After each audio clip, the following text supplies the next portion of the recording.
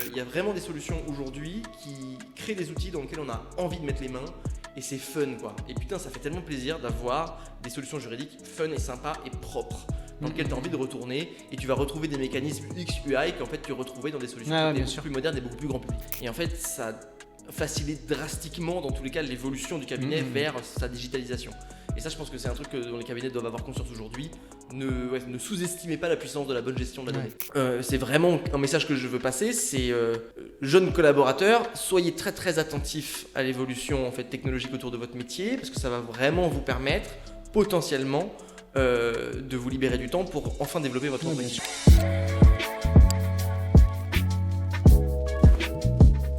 Enchanté Jules. Enchanté également. Très content de t'avoir. Alors Jules, CEO de Clerc, vous l'avez sans doute vu sur vos réseaux sociaux si vous regardez un peu ce qui se passe en matière d'intelligence artificielle. On en a beaucoup parlé chez nous et c'est un peu pour ça au début que je vous avais découvert et je trouvais que vous aviez une approche qui était hyper pro. En plus, vous avez montré le logiciel dernièrement et ça confirme ce que je pensais. Mais on avait tellement parlé d'intelligence artificielle ici et nous, c'est pas ce qu'on fait, on fait des sites web. Ouais. Donc, je voulais un peu arrêter d'en parler, mais je trouvais que allez, on en prend un dernier. On prend Jules et ton petit frère avec qui vous bossez sur Clerc. On voulait parler de ça, mais on voulait aussi parler de tout ce qui est un petit peu autour de tout ça. Qu'est-ce que ça implique ? Et donc, aller un petit peu plus loin que simplement parler du produit. Mais qu'est-ce que toi, tu ressens avec tes retours que tu as de la profession en tant qu'éditeur de Clerc ? Et comment tu vois l'évolution du métier ? Comment tu ressens ce qui va changer dans la pratique, dans les faits ? Est-ce que finalement, ça ne va pas tellement changer ou au final, ça va... comme certains le disent, complètement révolutionner le secteur. Il y a, je pense, toujours un entre-deux à avoir sur tous ces sujets-là. Donc, je te laisse te présenter, Jules, et puis après, on va parler de l'outil, et ensuite, on ira un petit peu plus loin en fonction de notre discussion. Alors, je me présente, effectivement, je m'appelle Jules Touzet, donc je suis cofondateur et dirigeant de la structure du coup, qui s'appelle Clerc. Voilà, c'est une solution qui est très, très récente, effectivement. Et alors, effectivement, j'aime pas parler, alors, petit background peut-être déjà un petit peu sur moi. Moi, je suis juriste de formation. J'ai travaillé plusieurs années dans différents cabinets d'avocats.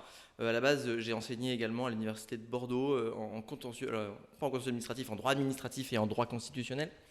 Et je fais également une thèse sur l'influence des enjeux environnementaux sur l'office du juge administratif. Donc vraiment, tu vois, le pur parcours juridique à la con. Donc j'ai fait un master de droit public fondamental à l'université de Bordeaux, hyper recherche, etc. Voilà. Également pour la petite histoire, moi je viens d'une famille entière d'avocats et de juristes, donc le père, la grand-mère, la sœur, la belle-mère, vraiment un petit peu tout le monde. Donc c'est un milieu dans lequel je suis baigné depuis ma naissance en fait en réalité. Et effectivement du coup la solution est née il y a à peu près 1 an et demi et elle est née de ma thèse à l'origine en fait. Elle est née de ma thèse à l'origine parce que j'essayais de créer un système qui me permettait d'étudier des grands mouvements jurisprudentiels sur une longue échelle de temps. Notamment en droit de l'environnement, j'étudiais la manière dont les pouvoirs du juge administratif évoluent et l'utilisation notamment des pouvoirs d'injonction et de régularisation des actes administratifs. C'est hyper boring, donc je te gonfle pas avec le truc plus longtemps que ça. Mais voilà, et le truc c'est que quand t'as pas d'outils pour le faire, et en fait j'ai contacté des mecs qui faisaient du droit empirique, etc. un peu à l'époque, et puis ils me disaient non, il faut le faire à la mano. Et en fait, à la mano, du coup, tu peux le faire sur ta région bordelaise éventuellement ou sur ta région pendant 5 ans, etc. Mais c'est impossible de faire plus, surtout si tu veux faire une thèse pro dans laquelle j'étais engagé et que je voulais la faire en 3 ans. Parce que j'avais pas du tout envie de faire une thèse sur 8 ans. Le but, c'était pas l'agrégation et la maîtrise de conférence, c'était de faire un truc qui m'intéressait, quoi. Okay. Et donc, du coup, j'ai un petit peu imaginé l'outil à l'origine pour ça. Moi, je suis passionné d'info depuis que je suis gamin et donc je code un petit peu. Très mal, vraiment très très mal, et donc j'avais un peu bidouillé le truc de mon côté pour avoir quelque chose. Et sont sortis les grands langages de modèles, tu vois, commerciaux, quoi. Parce qu'il y avait déjà des plus petits langages, ça marchait pas très bien, mais il y en avait déjà. Des modèles de langage d'intelligence artificielle. Il y avait même des API, tu vois, d'OpenAI qui existaient. La boîte a 8 ans ou 10 ans. C'est vieux, elle était open source, etc. à l'origine, donc vraiment il y a eu une longue histoire. Et en fait, du coup, d'un coup, en fait, déjà le petit truc que j'avais créé avec des produits, avec de l'IA qui était beaucoup plus poussé, marchait beaucoup mieux. Et ensuite, j'ai ramené ça du coup dans le cabinet dans lequel je travaillais et je l'utilisais un petit peu au quotidien pour traiter les dossiers, parce que ça me permettait de mettre de la documentation dedans, etc. Et puis en fait, dans le cabinet dans lequel je travaillais, tout le monde était un petit peu attends, mais si on a un truc comme ça à l'échelle du cabinet, c'est évident. Et donc c'est pour ça que j'aime pas tellement parler d'IA juridique, parce qu'en fait la notion d'IA juridique elle est un petit peu biaisée, on sait pas trop de quoi on parle. Ouais, c'est clair. Moi je préfère à la limite parler de système d'intelligence artificielle, parce qu'en fait il faut bien se rendre compte que dans une IA juridique comme nous, comme Ordali, comme Smart Lawyer, comme un petit peu les players récents sur la sphère, qui sont tous d'ailleurs des gamins, des gens extraordinaires. Franchement je trouve, tu vois, c'est hyper plaisant. Je me ferais sûrement engueuler par mon DG de parler de nos concurrents pendant un podcast. Là, c'est bien. Mais je suis hyper heureux de voir qu'en fait la sphère juridique se bouge le cul et qu'on voit en fait, je peux dire des gros mots ou pas? Bien sûr. Donc, il y a pas de, on passe pas à la télé, pas encore. Que la sphère juridique se bouge le cul et qu'on voit des gens hyper passionnés créer des solutions qui sont top, quoi. Donc ça c'est un truc qui me fait hyper plaisir. Et donc je préfère parler de système d'intelligence artificielle parce qu'en fait en réalité tu vois dans un système comme le nôtre il n'y a pas une seule IA, c'est 10, 12 moteurs qui communiquent entre eux de différentes échelles, que ce soit des toutes petites moteurs qui font par exemple du NER, donc c'est-à-dire de la reconnaissance d'entité nommée, qui est quelque chose qui est très classique en IA, la machinerie derrière qui permet en fait d'ingérer la donnée, etc. de manière qualitative, parce que l'ingestion et la vectorisation de données, c'est difficile quand tu veux le faire de manière scalable. Il y a aussi tous les systèmes qui vont permettre de nettoyer la donnée des cabinets d'avocats, parce que tu vois, on en parlait tout à l'heure, mais quand tu as un CRM qui s'installe ou une grosse jet qui s'installe, et ils arrivent dans un cabinet d'avocats où c'est souvent un peu le bazar, ça peut être en tout cas un peu le bazar dans les GED. Et donc tu vois, nous on a des systèmes qui sont automatisés d'ingestion de la donnée avec du nettoyage de la donnée, des brouillons, d'identification des versions, et c'est de l'IA. Et comme tu vois, et en fait aujourd'hui les gens ils ont un peu tendance à confondre IA générative avec IA tout court, mais à la base tu vois, l'IA c'est beaucoup plus large que l'IA générative, bien sûr. Et quand on parle d'IA juridique, des fois on a un petit peu tendance à parler au robot qui dit l'article machin fait ça, bien sûr. Alors qu'en fait c'est des systèmes qui sont beaucoup plus complexes que ça. Ok. Voilà. Et donc là concrètement ce que tu nous dis c'est qu'il y a plusieurs manières de l'utiliser et de plus en plus tu nous prends un exemple de comment vous fonctionnez. Donc comment vous avez eu, donc toi tu as eu l'idée en créant petit à petit au sein de ton cabinet, mais là vous avez commencé à passer à un stade de création de quelque chose à destination des professions juridiques, des directions juridiques, des avocats, etc.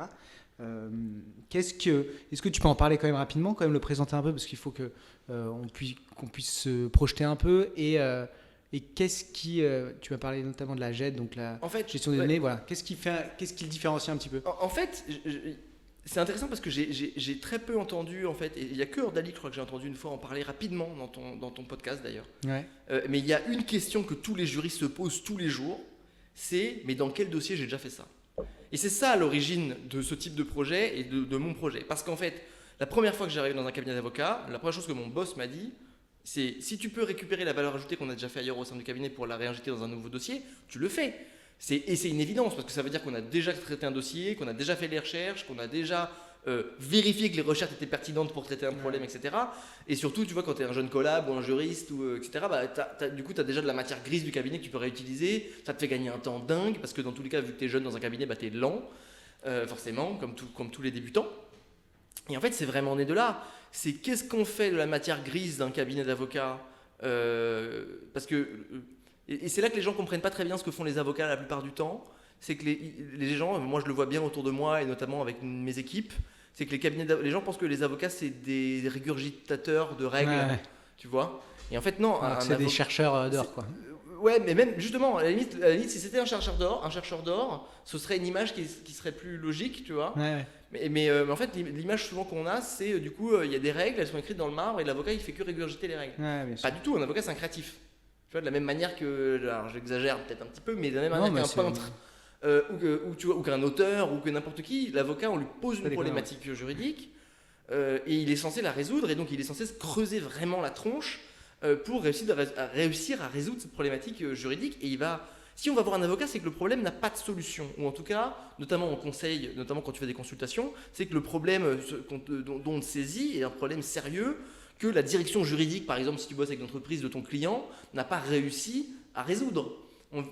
Pareil en contentieux, t'imagines que des fois dans certains contentieux, même des contentieux bidons sur des histoires de location d'imprimantes, tu vas avoir des échanges de mémoires sur 10, 12, 15 mémoires. T'imagines le niveau de créativité qu'il faut pour échanger sur des sujets pareils juridiques et trouver à chaque fois les petits recoins poussiéreux dans lesquels tu vas pouvoir essayer de faire gagner ton client, etc.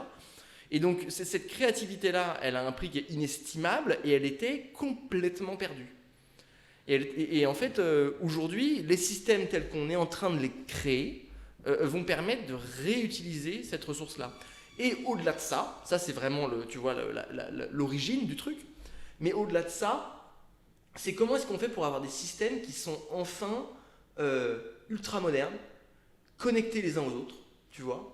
Quand tu utilises un Notion, quand tu utilises un Slack, quand tu utilises n'importe quel outil qui sont des outils banger que n'importe qui utilise aujourd'hui que dans le grand public, et tu auras remarqué que Jira est connecté à Slack, est connecté à Notion, et qu'il y a des écosystèmes. Et c'est aujourd'hui un truc qui n'existe pas en fait dans le monde juridique. On ne fonctionne pas par écosystème, on fonctionne par système clos. Et en fait, c'est assez négatif pour l'intégralité de l'écosystème juridique, parce que en fait, rien ne communique entre eux. Et finalement, en fait, qu'est-ce qui fait également que tu vois des solutions comme Notion ou Slack, c'est des solutions qui sont ultra modernes, hyper agréables à utiliser, c'est parce que, étant donné qu'ils sont dans un environnement ouvert avec d'autres solutions, elles sont forcées à évoluer, elles sont forcées à prendre en compte les dernières évolutions en matière du UX, du UI. Et quand tu regardes des UI et du UX, on en parlait tout à l'heure encore, des solutions qui existent, qui tendent à se moderniser, tu vois, je jette pas la pierre. Et putain, moi en tant que gamin, tu vois, qui a grandi avec YouTube, Slack, Notion, machin, ce que tu veux, enfin, fais chier quoi. Pourquoi est-ce qu'on n'a pas des outils qu'on a envie, dans lesquels on a envie de mettre les mains dedans? Ouais, voilà. C'est clair.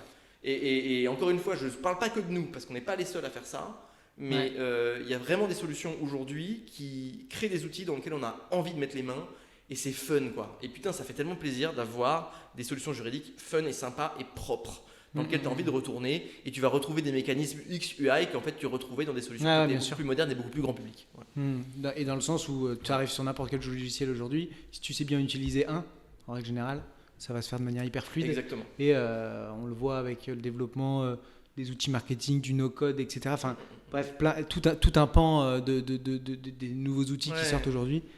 Quand tu commences à bien gérer un outil en règle générale, tu vas commencer à tout connecter entre eux et tu gagnes un temps fou. Mais c'est marrant parce que c'est ce que tu rejoins un peu ce que disait Katie de Falco de chez Dallos, qui est arrivé il y a pas longtemps à la tête de la société. C'était on garde notre donnée, on la garde, elle est précieuse, on la protège. Pour autant, on crée des connexions avec d'autres outils qui vont être les outils de tous les jours, du quotidien. Et donc, vous, alors je ne sais pas ce que vous prévoyez, mais en gros, moi, ce que j'avais bien compris, ce que j'avais compris du moins chez vous, c'est que, outre le fait qu'il y ait cet outil où on peut faire effectivement de la recherche, du développement génératif, rédiger des contrats, créer des choses, faire de la recherche, il y avait aussi cet aspect où effectivement tu te plugues au cabinet et tu nettoies ce qu'il y a à l'intérieur et tu essayes d'en faire ressortir le meilleur. Et donc, finalement, tu revalorises des années et des années de travail. Alors, c'est dommage si tout a été jeté. J'imagine que des fois, tu dois tomber sur des trucs où finalement, tout est parti à la poubelle, où une grosse partie n'est pas bien traitée.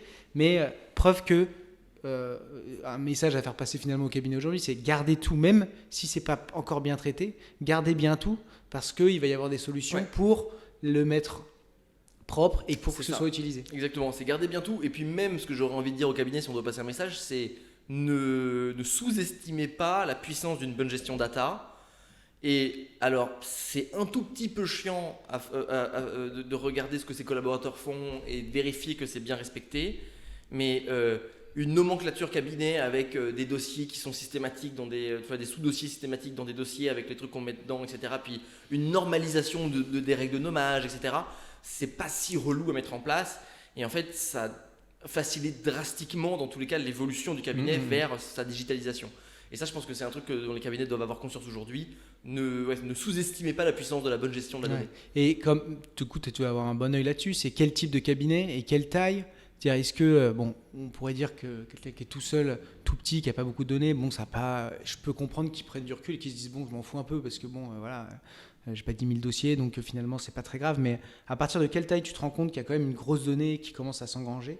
Et j'imagine que ça touche beaucoup le contentieux, surtout l'intérêt beaucoup pour le contentieux, qui d'ailleurs a de belles années devant lui, je pense, en ce moment, vu la conjoncture économique. Donc, est-ce que toi, tu as un peu des retours là-dessus? Est-ce que tu vois quel type de cabinet vient vers vous et veut enrichir sa donnée?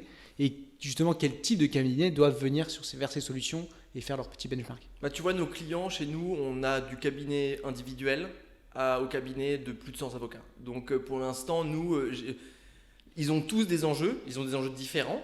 Mais en fait, au final, c'est pas tellement la taille du cabinet qui va déterminer les enjeux qu'ils ont. Et pour le coup, tu vas retrouver des cabinets super gros avec une super gestion de données ou avec une très mauvaise, et des cabinets tout petits avec une super gestion. C'est pas tellement, c'est plutôt lié à la compréhension de la valeur ajoutée de la gestion de la donnée que en fait à la taille du cabinet, etc. Et puis c'est un tout petit peu lié également à la discipline qu'on va donner aux collaborateurs. Parce qu'en fait, la problématique avec les cabinets d'avocats, et de toute façon, c'est. Moi, je dis souvent un gros mot dans ces moments-là, c'est que pour moi, les cabinets d'avocats devraient avoir une direction générale non juridique. Notamment, tu vois, aujourd'hui, les cabinets qui veulent en fait grossir et qui veulent s'étendre et devenir, avoir énormément de succès. Tu vois, tu as reçu Bol d'avocat et c'est vraiment pour le coup un très très bon exemple de ça, je pense. Bah, il était avocat lui. Alors, il était avocat tout à fait, mais par exemple chez Auguste de Bouzy, tu vois, ils ont un directeur général qui est mais tu rejoins la vision de mes associés, et notamment Jérôme qui en parle beaucoup. Le futur, c'est qu'il y a une direction juridique, une direction générale non juridique, effectivement, qui a appris du moins à gérer des boîtes, etc. Mais c'est tout à fait possible pour les avocats de le faire. Simplement, souvent, ils sont peut-être un peu mieux préparés, etc. Mais... C'est ça, voilà. Et puis c'est surtout, est-ce que vous voulez avoir un business qui est scalable ? Est-ce que vous voulez en fait attaquer différents secteurs de marché ? Est-ce que vous voulez croître ? Est-ce que vous voulez avoir des process qui sont... Nous, on a beaucoup de clients. J'ai des clients, mais on parlait du conseil tout à l'heure. Tu vois, on a des clients qui nous disent putain, mais je sais pas comment faire. On perd vachement de temps dans les process. Tu vois, tout est hyper long. Puis c'est super dur de trouver des assistants parce que c'est un métier qui est difficile. Tu vois ce que je veux dire ? Donc comment est-ce qu'on fait pour comment je fais pour suivre les processus, tu vois, par exemple tu connais Jira, j'imagine. Tu vois, typiquement moi j'ai jamais vu un cabinet d'avocats qui utilisait Jira. En tout cas ça devient en ce moment, je pense que de plus en plus, et quand tu vas aujourd'hui, je crois qu'il y a des personnes qui jamais utilisé moi non plus, mais je vois très bien. C'est du ticketing, tu vois, c'est basique, mais rien que du streamline. Si, je crois que l'utiliser Bol du coup. Bah voilà. Tu vois, ça m'étonne pas du tout, tu vois. Quand tu fais du ticketing, tu fais de la gestion de projet, etc. Et en fait c'est vrai que je pense qu'on a besoin, et je dis pas que les cabinets le font pas. Parce qu'il y en a qui le font, il y en a qui se modernisent, etc. Mais c'est un mouvement qui est relativement récent quand même, et ça fait beaucoup de bien de voir que certains prennent le pas. Voilà. Pour finir un petit peu sur Clerk, donc effectivement il y a cette gestion de la donnée interne du cabinet d'avocat qui est en fait vraiment centrale pour nous, quoi. Et ensuite tu as d'autres choses, c'est-à-dire comment est-ce que tu fais des systèmes qui permettent en fait non seulement d'ingérer de la donnée, de la nettoyer, etc., mais d'étudier de manière rapide et efficace des documents qui font 400, 500 pages, d'étudier, de poser des questions sur des graphes, de poser des questions sur des bilans, etc. Et nous, c'est vraiment l'ambition, tu vois. C'est comment est-ce qu'on pousse le curseur vraiment beaucoup, beaucoup plus loin. Comment est-ce que tu fais ensuite pour analyser non pas un document, mais 100, 500, 600, 1000 documents en même temps et produire la documentation, tu vois, à la chaîne. Notamment, on rencontre des directions juridiques et eux, ils ont des sujets un petit peu comme ça. C'est-à-dire... nous, on fait de la contract review à grande échelle et derrière, on fait de la contract production à grande échelle. Et comment est-ce qu'on peut avoir des outils qui nous permettent en fait, d'étudier énormément de documentation à la fois. Et donc, nous, on travaille énormément là-dessus, tu vois. C'est avoir des systèmes qui permettent d'étudier, de créer notamment des tableaux automatisés avec 500-600 documents à la fois, d'en extraire de l'information très précise et de la réinjecter ensuite dans des documents. Pareil, tu vois, on a des clients qui vont faire du contentieux assurantiel. Et eux, ils ont c'est intéressant, eux, souvent, ils vont avoir une grosse redondance de dossiers et donc ils vont recevoir, j'en sais rien, 50 documents. Et comment est-ce que tu fais pour extraire une information pertinente de chaque document et pour les réinjecter dans une production, une assignation, un contrat, j'en sais rien, tu choisis. Et en fait, ils nous disent, aujourd'hui, on travaille avec des modèles qui ont des balises, tu vois, parce que les systèmes de CRM actuels ont un petit peu ces trucs-là, qui sont un petit peu à l'ancienne. Et donc nous on veut, enfin tu vois, le but c'est de se débarrasser complètement de ce truc, quoi, tu vois. On veut avoir des systèmes où on peut extraire de la donnée très précise et la réinjecter puis créer des documents à la chaîne, comme on a besoin dans du contentieux de masse notamment, tu vois. Par exemple, j'essaye de me rendre compte avec un exemple un peu concret. Je sais pas, je suis une direction juridique, j'ai des où je fais de la franchise, je sais pas quoi, enfin plein de contrats, j'ai plein de contrats que j'envoie d'un coup, du moins que j'utilise pas tout le temps. C'est ça. L'idée ce serait de dire, avec toute la donnée que j'ai et toute ma donnée juridique que j'ai développée, tous ces contrats-là ils sont analysés et il y en a un ça va sortir une analyse en disant attention, il y a une clause sur ce contrat qui a généré X contentieux qu'on a perdu. Donc, ce que je vous invite à faire, c'est de mettre ça et on peut. L'idée à la fin, c'est je peux intégrer une clause qui va réduire de 20%. Tu vois, c'est un peu comme ça que je l'imagine. Je te le schématise un petit peu plus, encore plus simplement que ça. Imaginons que tu es dans un contentieux de harcèlement. Tu vois, un contentieux de droit du travail, de harcèlement. ce qui va souvent se passer, c'est que tu vas recevoir 500, 600, 1000, j'en sais rien, échanges de mails entre la hiérarchie et la personne qui est harcelée. Et ben, avec un système comme celui qu'on développe, tu vas pouvoir prendre les 500 documents ou les 1000 et en fait dire à ton outil, tu me sors à chaque fois la date, l'auteur, la synthèse du mail, ce en quoi il pourrait m'aider pour démontrer le harcèlement, etc. Ouais. Et en fait, à partir de là, tu te crées une timeline, tu vois, et en fait, au lieu de passer du coup 3 jours, 4 jours à éplucher les correspondances, tu passes 10 minutes à regarder ta donnée qui du coup devient hyper ingérable. Et demain, tu crées une API avec Google à Gmail et dans toutes les boîtes mail de tes salariés, il y a un petit truc qui dit attention, vous êtes en train d'harceler, on s'arrête là. Pour l'instant, mais on en parlera. Calmez-vous. Ouais, non, mais c'est un peu du coup, si on va aller vraiment plus loin et ce qu'on pourrait avoir dans 3-4 ans, même peut-être moins, c'est effectivement de la prévention, quoi. Le but, c'est du coup, ça va être de prévenir plus qu'autre chose grâce à tous ces outils. Oui, alors ça écoute, je sais pas, parce que dans tous les cas, l'avocat, il a un rôle de prévention, des fois. Mais est-ce que en fait, nos outils ont vocation à en fait devenir des surveillants de l'activité des clients? Je pense pas. Mais par contre, ça peut tout à fait être un système où il y a des API effectivement avec tous les outils Google, machin, etc. Et pour le coup, tu vas commencer à taper un mail et tu vas avoir un draft de mail qui va s'écrire et qui prendra en compte les différentes données qui pourront éviter, tu vois, un contentieux futur. Ouais, c'est incroyable. Je l'imagine bien le truc. J'imagine que ça va pas tarder à arriver dans tous les cas. Dans toutes ces boîtes qui ont. Je pense que ce sera pour des grosses boîtes, mais là pour le coup, ça s'adresse plus à des directions juridiques d'ailleurs. Bah, en fait, j'ai envie de te dire, oui, ça s'adresse plutôt à des directions juridiques, ça je suis d'accord. Après, en tout cas, le type de solutions qu'on développe, pour moi, elles sont pas forcément pour des grosses boîtes, ni pour. Déjà, elles sont très très efficaces pour des petites boîtes, tu vois, des petits cabinets. On a rencontré, tu vois, un enjeu, nous, dans certains cabinets, où on avait des associés qui disaient, moi, je veux pas que les autres associés aient accès à ma valeur ajoutée. Parce que imaginons que moi, je fais du droit de la commande publique, tu vois, et que mon copain, il fait du droit des... j'en sais rien, du droit des affaires plus classique, n'importe quoi, tu choisis. Et ben, si jamais j'avais un dossier de droit de la commande publique qui arrivait sur son bureau, il me le refilait. Donc, comment est-ce que je fais demain avec ces systèmes-là ? Et en fait, moi je pense qu'avec ces systèmes-là, c'est justement des plus petits avocats ou des plus petits cabinets qui vont pouvoir s'ouvrir à des matières juridiques qui forcément maîtrisent pas forcément, tu vois, ou en tout cas ne maîtrisent pas pleinement, et vont quand même pouvoir apporter des conseils dans ces domaines-là, ou en tout cas prendre des plus petits dossiers et renvoyer les dossiers très complexes, bien évidemment, à des experts. C'est pas la question. Et surtout, tu vois, moi ce qui m'intéresse beaucoup, et puis je pense que ça peut permettre de faire une bonne transition avec le reste du sujet, c'est... ça va permettre enfin aux collaborateurs juridiques et donc aux salariés de l'avocat, en fait, en réalité, parce qu'on peut dire ce qu'on veut du statut de collaborateur, mais c'est du salariat déguisé. Je vais vraiment me faire engueuler, je pense, mais tant pis. C'est du salariat déguisé et en fait, ça va enfin peut-être permettre de libérer un petit peu le collaborateur, de lui faire gagner du temps sur les tâches du cabinet dans lequel il travaille et de développer sa propre clientèle. Et je pense que pour nous, chez Clerk, c'est quelque chose qui est vraiment important. Déjà parce qu'en fait, on a beaucoup d'amis, comme j'expliquais, en fait, familialement, enfin, on est très implanté un petit peu dans ce milieu. Et donc, j'ai beaucoup d'amis et beaucoup de membres de la famille qui sont sortis de la profession par des burn-out, par, tu vois, du harcèlement, des horaires qui étaient insensés. Et surtout aussi simplement par une absence de pouvoir exercer le métier d'avocat comme il est censé devoir être exercé, c'est-à-dire en trouvant ses propres clients et puis en ayant une liberté de mouvement qui est censée donner ce statut d'indépendant, tu vois.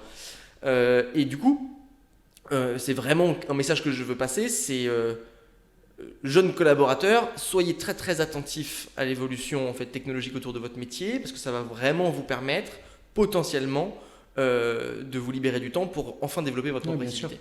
Ouais, c'est clair. Et puis d'ailleurs, je pense que c'est aussi la problématique. Il y a plein d'associés qui, je pense, sont très bienveillants et souhaiteraient que ces gens-là aient le temps. Simplement, ils ont été pris dans une spirale de la rentabilité, du fait qu'il faut faire marcher la machine. Et donc, à un moment, je pense que ils sont pas non plus tous à taper dessus. Je pense qu'il y en a peut-être effectivement qui poussent. C'est même pas une question de malveillance, c'est beaucoup plus fin que ça. C'est effectivement, il y a une guerre il faut choper le dossier, il faut vite s'en occuper, on peut comprendre que ce soit compliqué. Et puis moi je le vois bien en tant que consommateur d'avocat aussi, c'est clair. Clair. Parce que quand je demande quelque chose, un boulot à un avocat, bah nécessairement tu as envie que ça aille vite parce que ton problème il est grave et tu as envie que ça se bouge quoi. Ouais, c'est clair.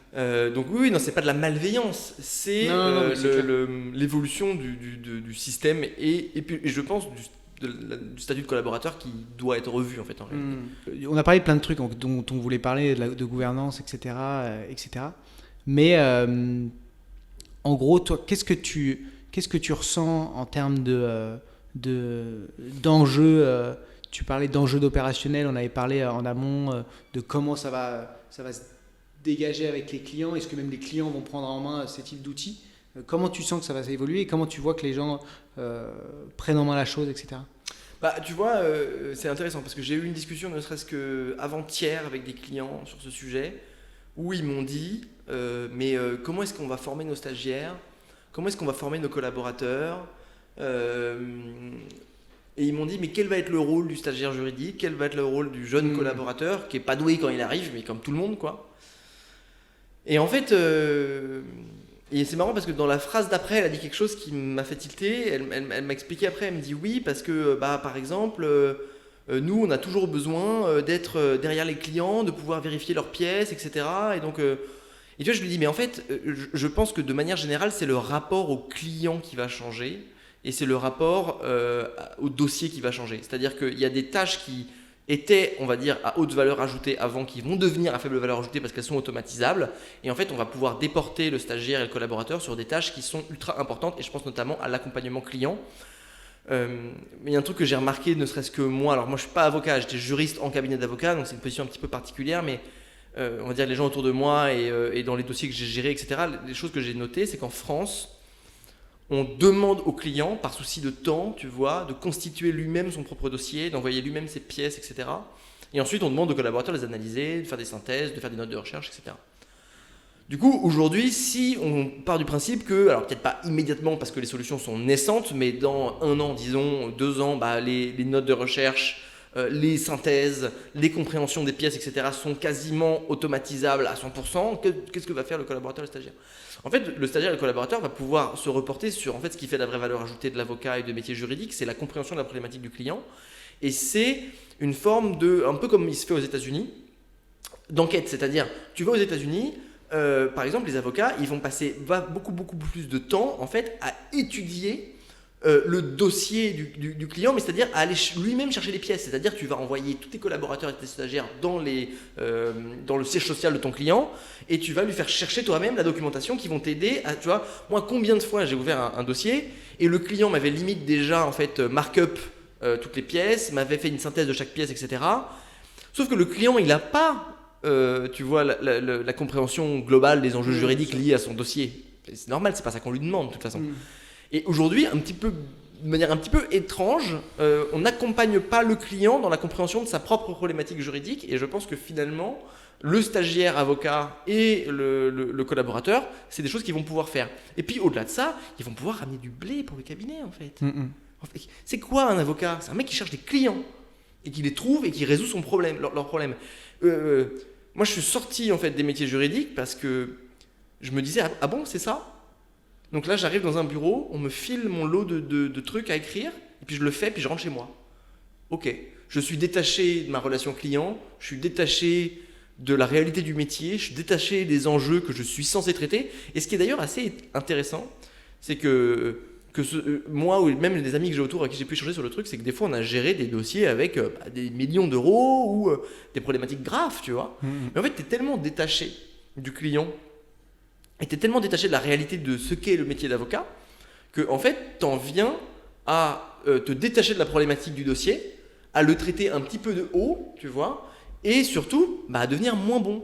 Parce que si tu n'as pas conscience de l'enjeu réel d'un dossier et que tu n'as pas le client en face de toi, tu vois, qui est le mec, il est en train de pleurer parce qu'il est en train de perdre toute sa vie, et c'est pas tous les dossiers comme ça, mais tu vois ce que je veux dire, et bah t'as pas conscience et du coup tu es moins bon. Et et c'est hyper important que finalement le jeune avocat ou le jeune collaborateur ou même l'avocat tout court puisse se reconnecter à cette relation humaine avec le client. Parce que c'est ça qui fait finalement une partie de la beauté de ce métier, qui est la gestion d'un problème. Et la gestion d'un problème est aider l'humain au final, tu vois. Ou aider une entreprise qui est gérée par un humain. Mais ça revient au même en fait en réalité. Ouais, c'est clair. Et puis du coup, dans cette idée-là, tu vois que le futur du métier va être de devenir un peu limite un CSM plus avec plein de connaissances juridiques où tu vas être vachement plus proche, prendre le temps avec chacun. Moi, pour te dire, hein, j'ai un très bon avocat avec qui ça se passe très bien, mais c'est sûr que avoir 1 heure de plus où il m'expliquerait tout nickel, où je comprendrais exactement vers où je vais, avec en plus un petit plan détaillé de ce qui va se passer, ce qu'il fait un petit peu, mais je peux comprendre, on est sur des problématiques qui n'étaient pas énormes, donc même moi ça m'allait, mais c'est toujours un plus, et ce serait une vraie plus-value pour moi que d'avoir tout ça. C'est un peu vers là où on va, quoi. Alors je dirais pas le terme CSM parce que vraiment je vais me faire flinguer, mais non, mais c'est d'un compte manager, mais c'est pas négatif quand je dis ça. C'est vraiment, on prend le temps avec chacun. Ouais, mais en fait, il faut se rendre compte que l'avocat, il est en train de petit à petit perdre sa posture de sachant. Donc quand tu dis CSM, tu l'assimiles en fait à. Je parle pas du producteur, du développeur qui est derrière, par exemple. C'est ça, tu vois. Donc, non, mais c'est pour ça que je dis plus. C'est avec la connaissance et le machin. C'est même beaucoup plus. Mais en fait, je pense qu'effectivement, tu as raison. La profession va se diriger vers quelque chose où l'avocat va devoir, pour rester compétitif, être beaucoup plus proche de son client. Et en fait, c'est hyper intéressant ce que tu dis sur toi, ta relation avec ton avocat. En fait, je sais pas si tu as remarqué, quand toi tu demandes des prestats, alors que pas à des avocats pour le coup, mais à des boîtes un petit peu plus, un peu différentes, et tu vas avoir un espace ouvert dans lequel tu vas pouvoir interagir avec ton prestataire, être en permanence en discussion avec lui. Tu vois, nous, nos clients, typiquement, on leur ouvre des canaux WhatsApp. Ils peuvent tout le temps discuter avec nous, qu'est-ce qui va pas, qu'est-ce qui fonctionne pas. Je peux leur poser des questions, même. Et moi, j'avoue, je traite un peu nos avocats comme ça, c'est-à-dire qu'il y a un truc que je comprends pas, je l'appelle. Mais je fais ça aussi parce que vu que je suis juriste, je comprends que je peux poser des questions, tu vois. Mais c'est vrai que je pense que le métier va effectivement se diriger un petit peu vers ça, où l'avocat va devoir se rapprocher beaucoup plus de son client et avoir des process qui sont beaucoup plus clairs. Et en fait, c'est là où ce que tu dis est intéressant aussi, c'est que là, ce qui se passe, c'est qu'on a un enjeu existentiel pour la profession. On a un enjeu existentiel parce que l'avocat se vit comme un sachant, sauf que le savoir est en train de changer de main. Et finalement, les gens deviennent de plus en plus compétents, et même si le commun des mortels est incapable de comprendre la complexité d'une problématique juridique dans sa profondeur, tu vas quand même avoir des clients qui de plus en plus vont attendre que tu leur expliques les choses et que tu les écoutes. Tu vois, et on peut plus être dans une posture de tour de verre où juste dans mon coin, je vous comprenez, je vous accueille dans mon beau bureau en bois avec mes petites lunettes et puis je parle doucement. Non, ça n'existe plus, c'est mort. Donc il faut que l'avocat redescende, ou en tout cas, enfin pas tous, parce que je pense que déjà je dis ça, mais je pense qu'il y a une vraie prise de conscience dans la profession de ça déjà depuis quand même un petit bout de temps. Mais en tout cas, c'est hyper important qu'effectivement l'avocat, ou ceux qui n'ont pas encore fait ce pas, redescendent et se disent en fait, on est dans le commun des mortels et il faut qu'on parle au commun des mortels de toute façon, tu vois, si on veut rester compétitif, tout bêtement. Et puis parler de manière, effectivement, comme tu dis, le langage clair, les choses simples. Mais c'est sûr que des fois, je le vois sur LinkedIn, des avocats qui se plaignent un petit peu parce que quelqu'un est arrivé dans une consultation avec 15 liens trouvés sur Internet, sans doute plein de conneries.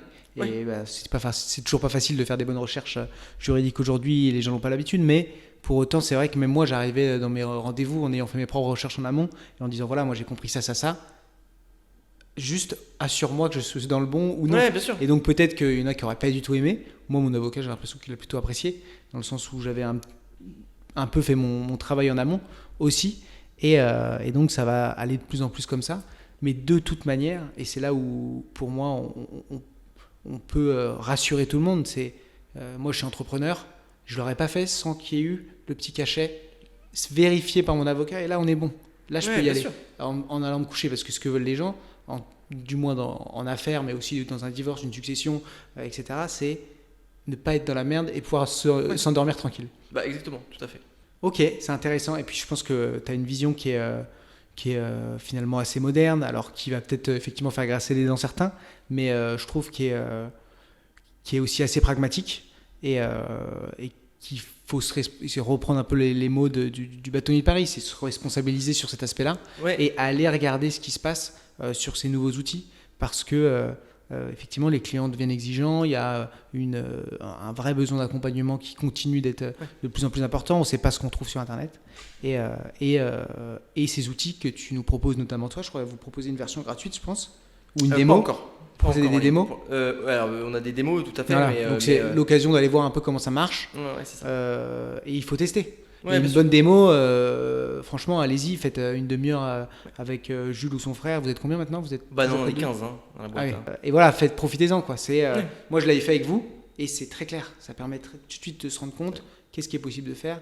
Et si en plus vous allez proposer une version gratuite dans les mois qui viennent, ce sera d'autant plus accessible pour tout le monde. C'est ça. Est-ce que tu avais d'autres choses à rajouter sur ce monde-là, un message à faire passer? Ouais, j'aimerais bien terminer par quelque chose quand même, qui est de dire qu'il faut que les avocats se rendent compte que les jeunes n'ont plus envie d'y aller.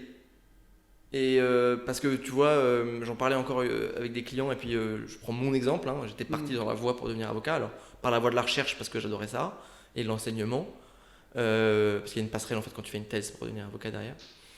Mais en fait, il faut vraiment, je pense, moderniser cette profession et c'est en train d'être fait.